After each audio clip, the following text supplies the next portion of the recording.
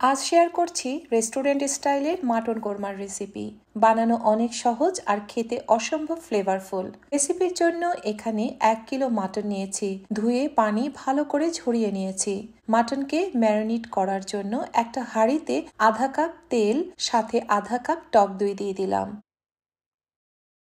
আস্ত কিছু গরম মশলা দিচ্ছি। এখানে আছে তেজপাতা, লং, দারুচিনি, সবুজ এলাচ, কাশ্মীরি মরিচের গুঁড়ো 1 টেবিল চামচ দিলাম, ঝাল লাল মরিচের গুঁড়া 1 চা চামচ দিলাম, 2 চা চামচ পরিমাণে ধনিয়ার গুঁড়া দিলাম, হলুদ দিলাম আধা চা চামচ পরিমাণে, আদা রসুনের পেস্ট দিলাম 1 টেবিল চামচ করে, গরম মশলার গুঁড়া দিলাম 1 চা চামচ আর স্বাদ মতো লবণ দিলাম। এখন সবকিছু একসাথে খুব ভালো করে মিক্স করে নিয়ে মাটন এতে দিয়ে দিলাম। এবার মশলার সাথে মাটনকে খুব ভালো করে হাত দিয়ে মাখিয়ে নিচ্ছি, যেন মশলা এবং মাটন একসাথে খুব ভালো করে মিশে যায়।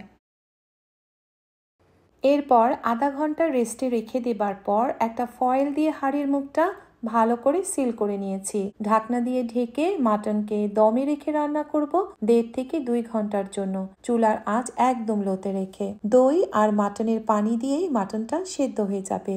আপনারা চাইলে প্রেসার কুকারেও রান্নাটা করতে পারেন অথবা আটা গুলিয়ে হাঁড়ির মুখে লাগিয়ে ঢাকনা দিয়ে ঢেকে দমে রান্নাটা করে নিতে পারেন। ঢাকনা উঠিয়ে ফয়েলকে সরিয়ে নিলাম। একটা স্পুনের সাহায্যে খুব সাবধানে সরিয়ে নিতে হবে। মাটন খুব ভালো করে সেদ্ধ হয়েছে। এখন চুলার আঁচ লো থেকে মিডিয়াম করে বাদাম বাটা দিয়ে দিলাম, কিছু ফ্রেশ কাঁচামরিচ দিলাম, আধা চা চামচ গরম মশলার গুঁড়া দিলাম, আধা কাপ পেঁয়াজ বেরেস্তা দিলাম। আমি এখানে দোকান থেকে কিনে আনা পেঁয়াজ বেরেস্তা ব্যবহার করেছি।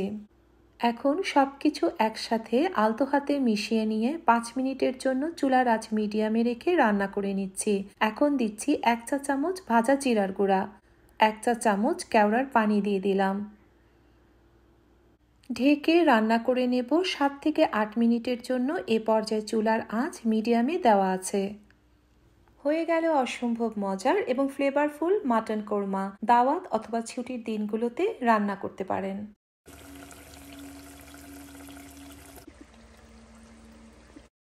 পরিবেশন করতে পারেন নান, রুটি, পরোটা অথবা পোলাওর সাথে।